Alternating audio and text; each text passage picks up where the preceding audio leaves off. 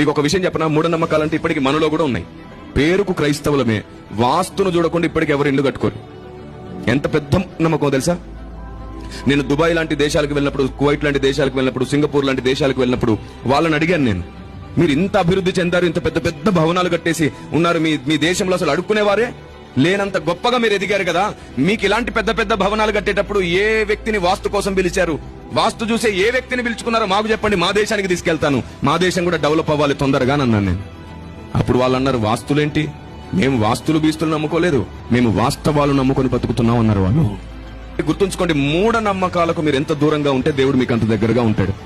అదేంటోనంట, బయటికి వెళ్తే నల్లపిల్లి ఎదురొస్తే మొత్తం అపశకమే అంట. మరి యాక్సిడెంట్ అయిన వాళ్ళందరికీ నల్లపిల్లలు ఎదురొస్తేనే అవుతున్నాయా? ముహూర్తాలు చూస్తేనే మంచిదంట. మరి ముహూర్తాలు చూసి పెళ్లి చేస్తే ఎన్నో వ్యాన్లు ఎన్నో బోల్తా పడిపోతున్నాయి. ముహూర్తాలు చూసి పెళ్లి చేసుకున్న వాళ్ళే విడాకులు అయ్యాయి. ముహూర్తాలు చూసుకున్న వాళ్ళే భర్తలు చనిపోయారు, భార్యలు చనిపోయారు. మంచి టైం చూస్తే ఏం అవ్వకూడదుగా.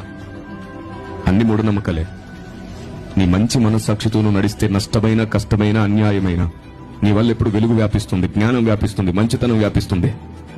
దేవుని ప్రజ మర్చిపోవద్దు, చివరి దినాల్లో బ్రతుకుతున్నాం. ఏది దేవుని ఆలోచనో, ఏది మంచిదో, ఏది చెడో తెలుసుకోండి. పేరుకు క్రైస్తవుడై ఉండి ఇప్పటికీ వాస్తులు చూడకుండా గృహాలు కట్టుకోరు. లేదు, వాస్తులో లేదు జ్ఞానం. దిక్కులను నమ్ముకోకండి, దిక్కులను సృష్టించిన దేవుని నమ్ముకొని ధైర్యంగా ఉండండి. ఆయనే మీకు